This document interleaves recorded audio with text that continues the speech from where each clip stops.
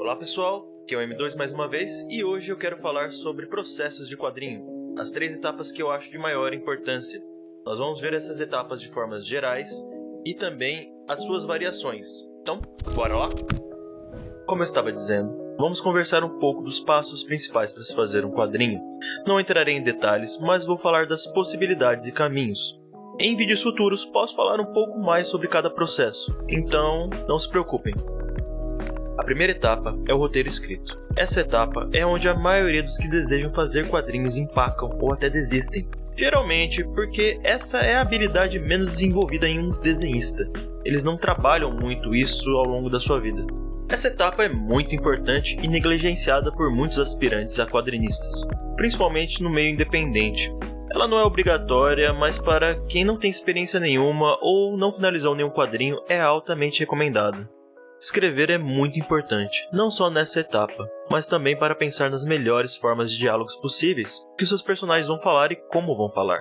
Outra coisa importante é a ortografia. Você não precisa escrever como Hamlet ou Machado de Assis, mas seus diálogos precisam estar bem escritos para não causar confusões na sua história. Mesmo em quadrinhos silenciosos, aqueles que não têm nenhum balão de conversa ou onomatopeias, muitos desenhistas ainda escrevem seus roteiros de forma descritiva, para depois começar suas páginas. Eu recomendo começar pensando em fazer uma história curta e escrita de forma de redação escolar, já pensando no começo e fim dela. É assim que eu escrevo a maioria dos meus quadrinhos, principalmente o meu quadrinho atual, A Ager Stellas, que comecei recentemente. E evite começar seu quadrinho com algo enorme e complexo. Comece com algo simples para aprender e aprimorar o processo. Você pode começar com algo muito simples, como o planejamento de uma página, por exemplo. Eu fiz isso uma vez. Fiz uma página me apresentando e agradecendo as pessoas que me ajudaram a voltar a desenhar, depois de uma longa pausa. Agora, eu vou falar alguns outros modelos de roteiro que você pode usar. São os modelos de roteiro de cinema, modelo Marvel e modelo altamente descritivo. Vamos começar falando sobre o roteiro de cinema então. É conhecido por apenas descrever o local das cenas, focar nas frases e algumas expressões dos personagens. Conheço muitos artistas que gostam bastante desse modelo.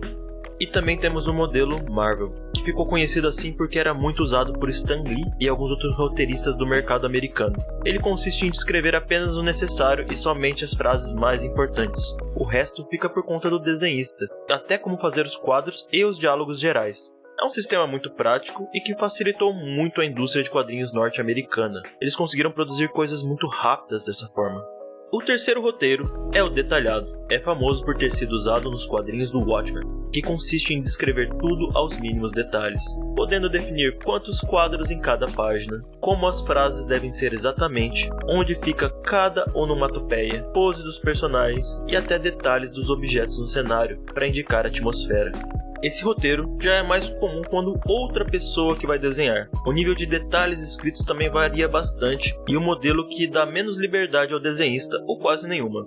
Eu recomendo para quem tem interesse tentar um pouco de cada modelo e pegar elementos de cada um do que gostar mais. Não existe uma regra fixa para quadrinhos, mas se você quer ser roteirista em alguma editora, aí vai precisar seguir um desses modelos. Para quem tem interesse de se aprofundar neste assunto, eu recomendo alguns livros como Manual de Roteiro e Jornada do Escritor. Eu também vou deixar um link na descrição caso vocês queiram conferir esses livros. Agora, vamos falar da parte estrutural dos quadrinhos. Eu diria que aqui fica o coração das páginas. Essa etapa é uma das mais divertidas na minha opinião. Eu adoro planejar as poses, ângulos, expressões dos personagens, posicionamento dos balões e outras coisas. Com certeza é muita coisa para se pensar, e existem muitas estratégias. É a parte mais técnica. Planejar as páginas é a chave para prender ou não a atenção do seu leitor. Já li quadrinhos com lindas ilustrações, mas que pecavam muito no planejamento quadro a quadro. Nessa etapa, podemos fazer de duas formas, com thumbnail e storyboard, ou apenas storyboard. Vamos começar falando das thumbnails primeiro, que consiste em fazer pequenas páginas, como diz a própria palavra do inglês, é fazer páginas mais ou menos do tamanho de um dedão da sua mão. Esse método consiste em desenhar pequenas páginas lado a lado, como se fosse um mapa do seu quadrinho. Assim, você consegue enxergar o todo do seu projeto, consegue ver o que funciona ou não em um quadro, garantindo que seu quadrinho funcione muito bem.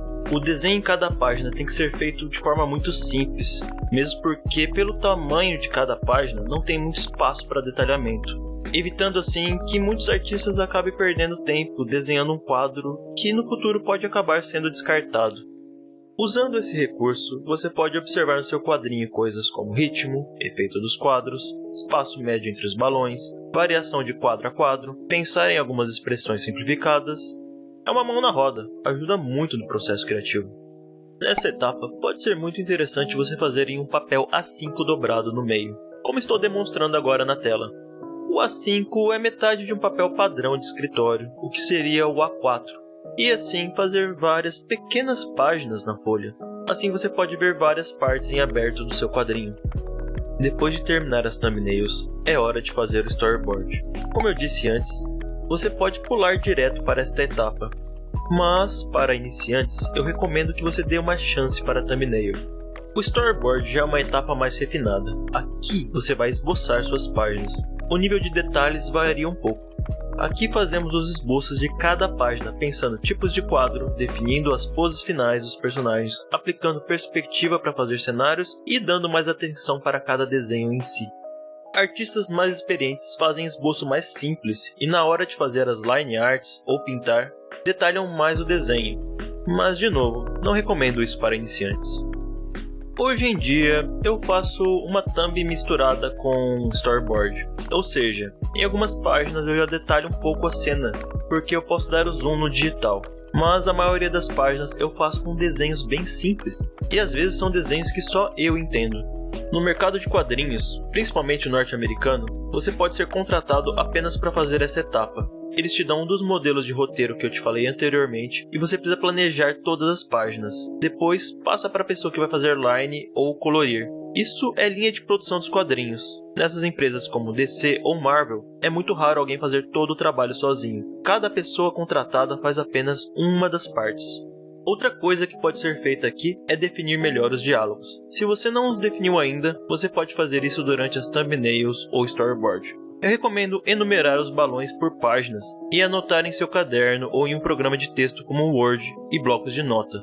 Você até pode fazer o texto à mão em cada página, mas eu não recomendo fazer isso. Vai deixar o seu trabalho com uma cara muito amadora ou sua letra vai ficar ilegível. Pelo menos a minha letra não é tão bonita assim. E eu também recomendo adicionar os balões só depois de fazer a arte final. O que eu quero dizer é que procure usar programas para fazer edição do seu quadrinho. Mesmo que não tiver um computador para fazer isso, eu recomendo que você vá em uma lan house ou um computador de algum amigo e colocar os balões em um programa de imagem como Krita, Midbang, Illustrator ou Photoshop.